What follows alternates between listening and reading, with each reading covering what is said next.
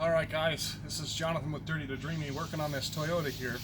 If you take a close look at this paint, you can actually see it's got no defects as far as human added defects, but as far as paint goes, it has orange peel.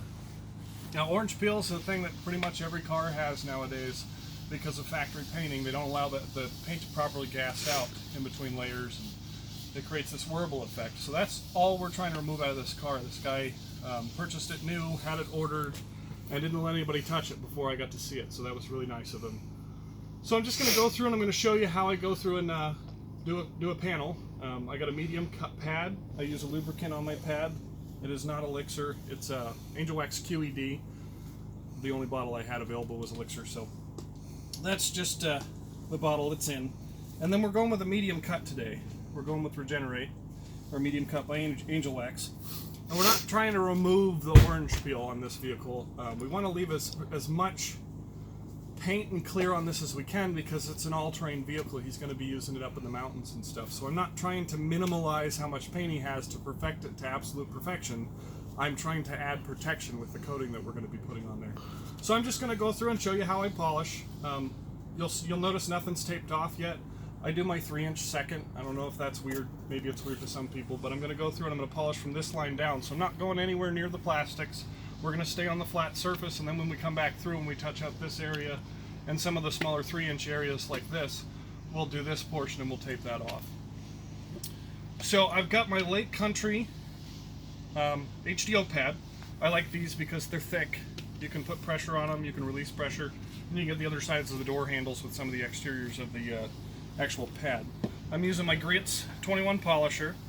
Now, one of the biggest mistakes I notice with people when they're polishing is they like to throw their polisher right up on speed 5 and 6. So let's polish it as fast as we can.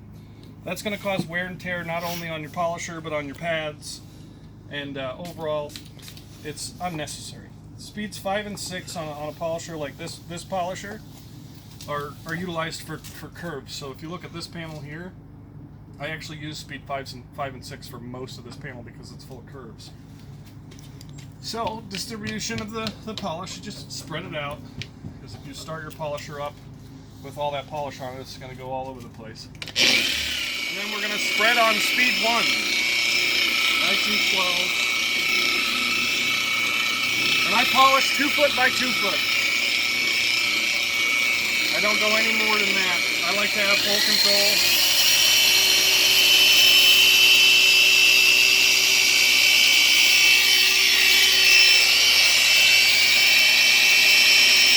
Make sure that pad's spinning,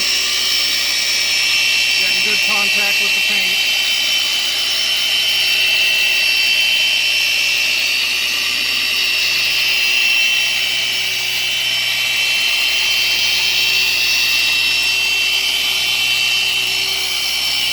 And I always finish back and forth.